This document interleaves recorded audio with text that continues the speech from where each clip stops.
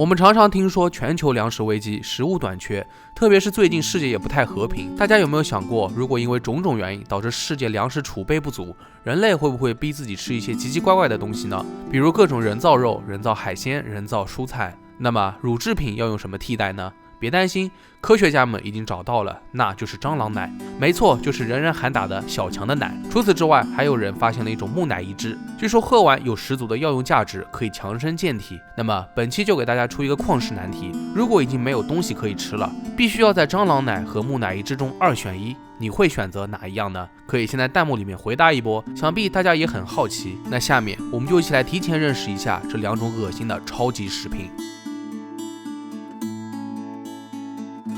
想象一下，以后搭配麦片的换成了蟑螂奶，这顿早饭吃起来会不会嘎嘎香呢？不过，当它成为世界上唯一的选择，我想也没有什么好纠结了，一口闷了吧，说不定还挺好喝的呢。这可不是自我安慰，因为根据科学家实验发现，蟑螂奶不仅在口感上和牛奶不相上下，营养价值更是比牛奶高了4倍之多，完全是名副其实的超级食品。这么说的话，以后看到蟑螂跑过，想起的不再是尖叫，而是惊喜声，赶紧抓过来先挤奶再说。其实这些说法都不是空穴来风的。根据发表在国际晶体学联盟杂志上的一项研究表示，蟑螂奶含有丰富的营养物质，除了蛋白质之外，还拥有人体细胞生长所需要的所有氨基酸，这是普通肉类都达不到的水平。因此，蟑螂奶比我们人类现在要接触到的所有的奶都要好得多。如果研究人员能够找到一种最佳方案，使采集和包装过程变得方便可行，蟑螂奶很有可能就会出现在货架上面。这听着是相当的疯狂了，可能我们后代的后代从小喝到大的不再是别的，而是蟑螂奶了。当然，到那个时候，人类对于蟑螂的认知可能并不是人人喊打的东西，就像现在，我们也不会觉得奶牛是一种非常猎奇且肮脏的东西。难不成这还真的与长相有关吗？那为什么大家都很讨厌蟑螂呢？想必也不用多解释了吧。在阴暗潮湿的角落里面，总能看到它们的身影，再加上极强的繁殖能力，我们往往束手无策。如果说北方的蟑螂是刚孵化的小鸟，那么南方的蟑螂就是大雁，不仅个头大，还能够飞，想想就很恐怖。但是，并不是所有品种的蟑螂都能够产生出对人体有益的奶，蟑螂奶只来自于一种太平洋甲虫蟑螂，这是在夏威夷发现的。它不像别的蟑螂会产卵，而是直接产下幼蟑螂。当胚胎在雌蟑螂体内生长的时候，会通过子宫产生出一种淡黄色的液态奶状物质。那怎么给蟑螂挤奶呢？其实人类想要获得蟑螂奶，并不像奶牛一样挤挤就出来了。雌性蟑螂在大约40天大的时候开始泌乳，在这一时间后，科学家还需要切开这种蟑螂的内脏才能收集到这种奶，所以要是想做到大规模生产，抱歉，这还有点困难了。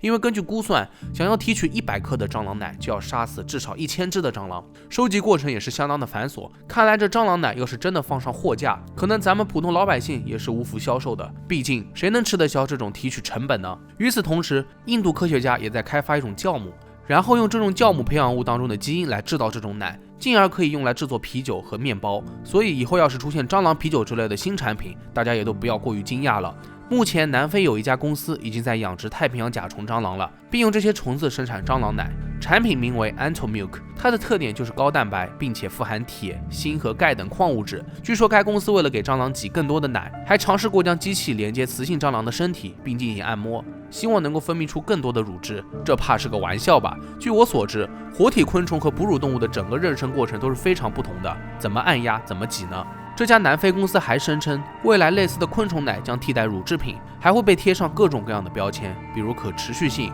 环保、高营养、无乳糖、美味、无罪恶感等等。说实话，这些标签确实很吸引人，但一旦出现蟑螂2个字眼，我感觉再美丽的词藻都会被推翻。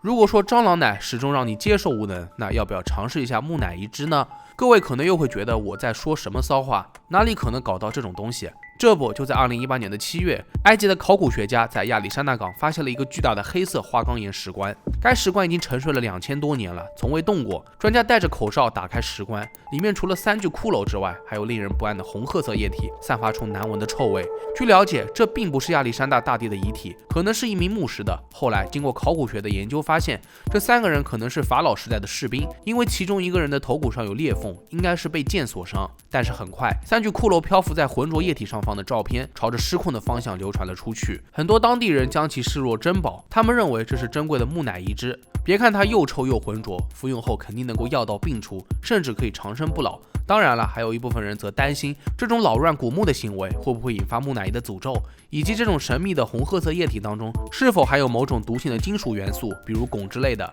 不过后来政府也站出来发表了声明，这种液体既不能长生不老，也不是有毒的红汞，而是普通的再不能普通的污水了。但是这2-3句话也并没有起到什么作用，信徒们的热情反而日益高涨，人人都想品尝一下这神秘的木乃伊汁，哪怕是臭气熏天，也不能剥夺自己品尝木乃伊汁的权利。其中有一个叫做伊尼斯的人更加疯狂，他在网络上面发起了一个请愿活动，呼吁大家响应并签字。伊尼斯的口号是：我们需要以某种碳酸饮料能量的形式喝下这种在黑暗石棺当中被诅咒的红褐色液体，这样我们就能获得它的力量，最终死去。然而签字的理由更是五花八门，我只是想尝一尝木乃伊汁，我需要一种新的能量饮料。这个请愿为什么不早点开始？而截止到目前为止，该网站已经有35000多人有意向来品尝这种木乃伊汁。虽然有些网友只是口嗨，但是我相信在这3万朵奇葩当中，不乏真的有人愿意尝试。难怪外国人少，不是没有原因的。这突然让我想起了一句话，这是一个疯狂的世界，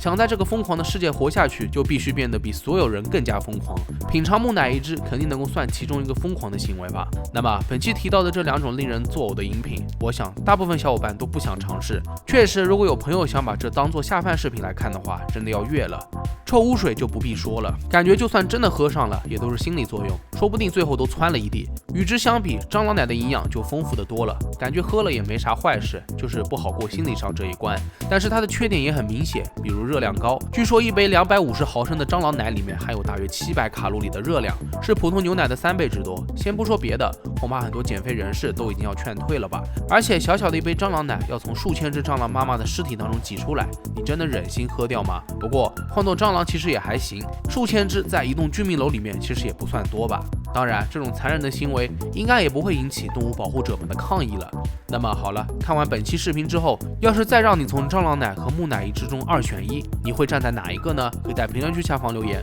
非常期待各位的答案。如果你觉得本期视频做的还不错的话，也别忘了点赞、收藏和投币。那我是正正，咱们下期视频再见吧。